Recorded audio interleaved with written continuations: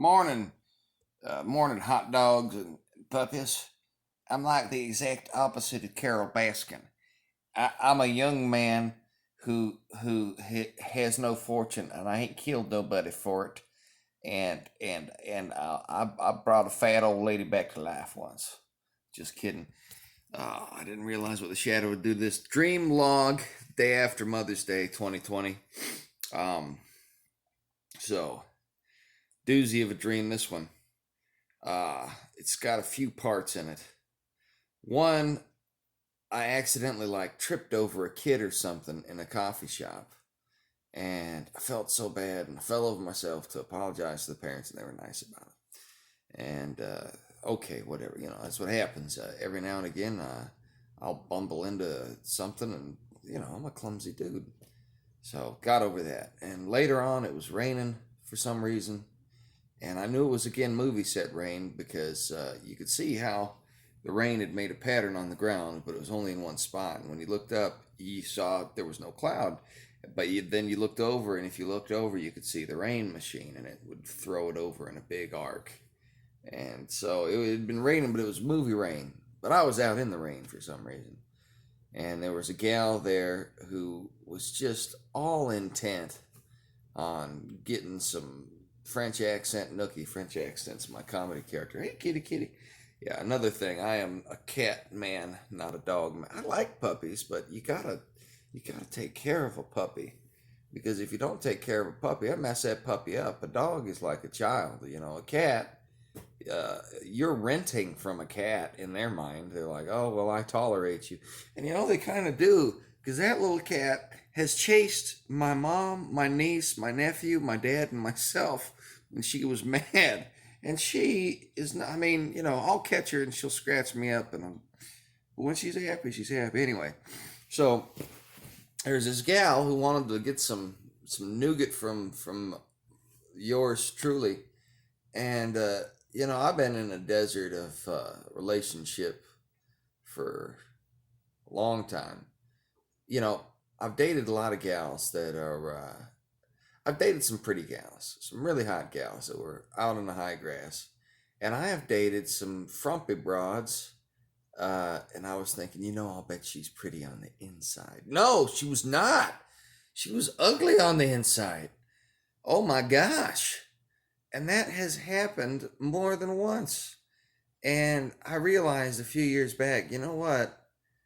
Just because you can love a gal who's only so in the looks department and has a funky personality, you know what? You're not getting any brownie points, son. Uh, she's ugly on the inside and the outside, so you might as well get a nice model car that hopefully has a good interior. Uh, I haven't found one yet.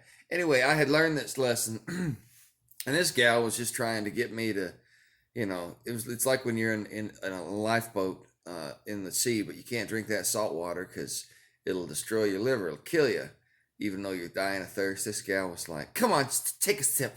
Just take a sip of these marbled rolls. Just take a nasty sip. Oh, look, you've got this wrong with you. What's going on? Explain to me these private details of your anatomy." This weird dream. So anyway, I was in a bath at that time while she was giving me the once over, and I was like, "Oh, this is not comfortable." And so I got out, and then I was back in the RV cruising around some area with a bunch of trees, and I saw a coffee shop, and I was like, "Oh, I can go write some of my articles there." And then as I'm looking in through the window, I saw there was a big cookie, like we're talking one of them big old cookies, and it was unattended. Like there was nobody in that whole half of the shop. There's this big cookie just sitting there, and I'm thinking, somebody took one bite of that cookie and did not want the rest of it. I'm out here in the movie rain, and I've been running from these gals that are just 360 degrees of ugly. I might as well have me a cookie. So I walk in to get me a cookie, and I pick it up, and nobody around. It's been a minute. Like, all right, well, this is a free source cookie. I'm gonna eat this cookie. So I take a bite of the cookie and I'm enjoying the cookie and I realize, oh, I can't put my computer here because there's these little things and it won't set right.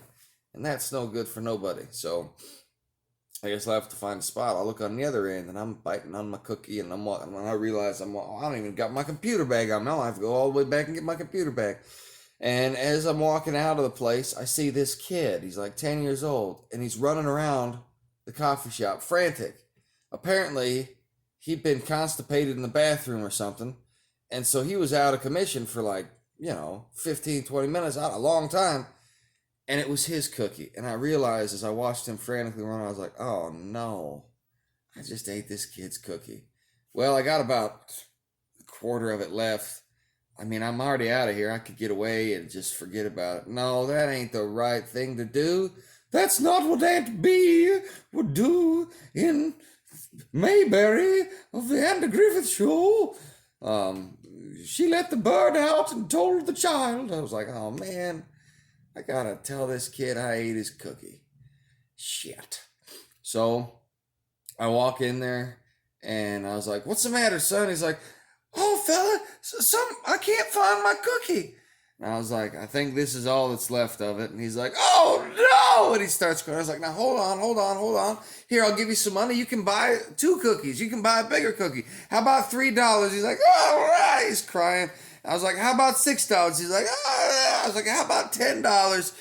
And his mom just came out of nowhere like the devil. And she was like, what are you doing to my boy? I was like, well, I didn't mean to eat his cookie. I was trying to give him some money so he could buy a new cookie. And she's like, you horrible man. I'm going to tell his father. And I'm like, oh no. And then I realized it was the same mom. And this was the same kid that months ago I bumped into somehow. And just like, I don't even know what happened. I was like, oh no, it's not only that I messed up and ate this kid's cookie. This is the kid of the parents that I already messed up with. And so I'm like, oh no. So I tried to tell the woman it was an accident and I just saw an open source cookie and I'm gonna have me some food out of the rain. She wasn't having it. So the dad got in and I told him the situation. He didn't like it either, but for some reason the plot shifted because it was a dream and it was 10 months later and the dad had invited me for some distinct reason to some hotel that was really high dollar, and I had a room in the hotel, and he was talking to me, and I was spaced out. And he was just blah blah blah talking about something, and the room had some booze in it, and I was like, "Oh, there's some booze," and I started drinking it. And as I was drinking it, I realized, "Oh shit, I don't know why I am here or what this guy is talking about. I have totally." And then I was in the basement of this place and there was a show going on with some hypnotist and he wanted people to do accents. So I got in line because I was like, oh, I can do accents in front of the whole audience. And everybody's going up and doing their accent. And then before it got to me, I woke up. Now you tell me what the hell that means.